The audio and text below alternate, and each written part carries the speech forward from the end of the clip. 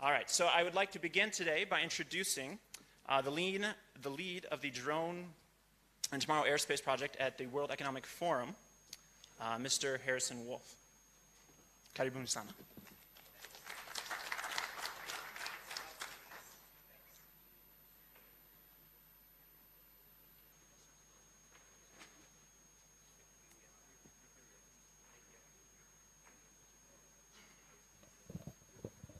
Hello, does this work? Whoa, all right, it works.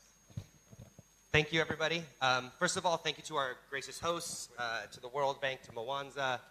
We had a phenomenal day yesterday talking about regulations, performance-based approach, and listening to one another. And I feel very inspired about what's going on throughout Africa in the form of leadership for drones, for RPAS, for unmanned aircraft systems, whatever terminology you want to use. So what we did yesterday was look to a short conversation around performance-based regulations, understanding what took place here in the demonstrations, all the work that had to go into it, from ops manual development, safety management systems, coordination with air traffic control, so on and so forth, to address the risks associated with unmanned systems, but accomplish the overall mission. What I think was the most important was starting the conversation in breakout groups yesterday and getting Civil Aviation Authority, AFCAC, ICAO, IATA, working together and looking at what's possible. We started by identifying what regulatory approvals are being approached. What are people looking to do from the government side and the private industry side? And it kind of fell into these clusters of opportunity, as we like to say. From people being approached for training, for surveying, from aerial photography and weddings, to infrastructure inspections, wildlife management, and of course this massive heat map over here. I'm being asked to switch. Oh, that's much better.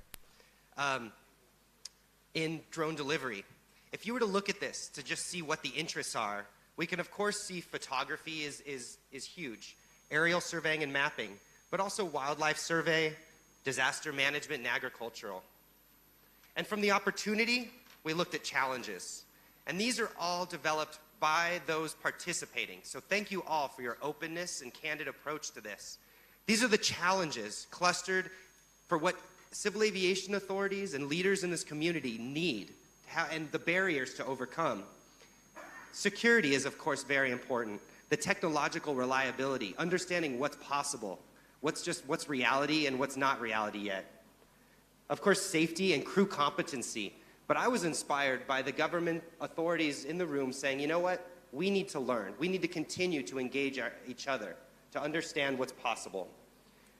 Registration is, of course, important. Legislation and the empowerment of the CAAs to overcome some of these challenges, to have the authority to authorize new opportunities. And, of course, data from the aircraft. The last step was moving from opportunities, identifying the challenges, but then identifying what they need to overcome those challenges. And from the safety management world, we like to call these mitigations. We say, if you can identify a challenge, you can identify the opportunity to overcome that challenge, which I think is in the spirit of the LVC. So together, we identified checklists, operations manuals, monitoring software in the form of UTM or health system management, proving out that these systems are reliable and can be trusted. Test areas and regulations, similar to what's been going on in Malawi, where you start in one small area and build out what's possible from there to attract innovation and to support an industry. And then finally, and perhaps most interesting to me, was empowering ministries that aren't just civil aviation or not just transportation to be involved, to overcome these challenges together. So I've been asked to keep it short, to bring this all together and to report out, and I feel that if you have questions, if you want to come and approach any one of us who were involved yesterday, I encourage you to do so. And I'm inspired to create a Drone Innovators Network here in Africa. And I know the World Economic Forum is very much looking forward to supporting you and the LVC moving forward. Thank you very much.